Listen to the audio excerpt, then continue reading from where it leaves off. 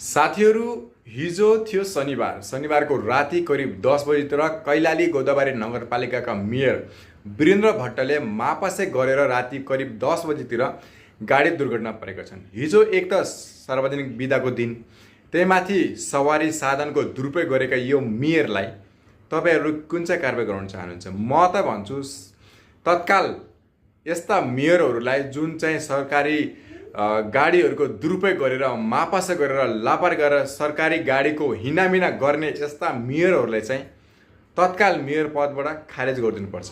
यदि यो सरकारले यस्तो गरेन भने यस्ता मेयरहरू नेपालमा धेरै छन्। यस्ता चम्चे, घुसखोर र भ्रष्टाचारी र झोले मेयरहरू नेपालमा यति धेरै छन् कि र यस्ता मेयरहरूलाई चाहिँ तुरुन्तै कारबाही गरेर यिनीहरूलाई चाहिँ तत्काल यिनीहरूको पद चोइट पार्नुपर्छ, राजीनामा दिनुपर्छ। नत्र भने यिनीहरूले यस्ता कार्यहरू बारम्बार दोहोऱ्याइरहेका छन् र दोहोऱ्याइ पनि रहेका छन्। त्यही हुनाले यस्तालाई चाहिँ तपाईहरू के भन्नुहुन्छ प्लिज कमेन्ट गर्नुहोला।